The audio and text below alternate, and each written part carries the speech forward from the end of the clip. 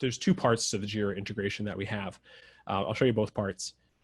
So the first part is if I want to create a review based on, let's say, a work item that's in progress, how can I connect those two things and say, hey, this Collaborator review is connected to this existing Jira work item. So from the review, I can come over here and I can fill out this field and manually connect the two. Let's say I put in my Jira key for my Jira project collab 1. And I can add that, and that's going to create a link that is bidirectional between Jira and Collaborator. Now, if I go to that Jira ticket, I'll also have a link back to my Collaborator review. But my review is smart enough. Again, people sometimes don't like doing things manually.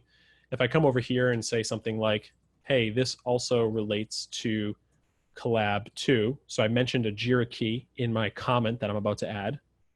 When I add that comment, that's going to automatically establish a link as well.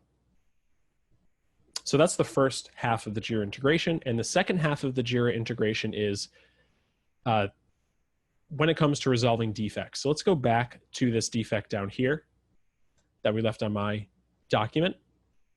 Let's say that this defect or this follow-up doesn't need to happen for this review process. Let's defer it to my Jira backlog and we'll get to it later.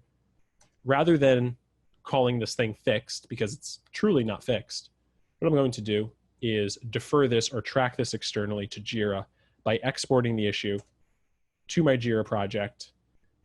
Here we have some basic information that's filled out that will be ported over to Jira for me. I can choose my issue type.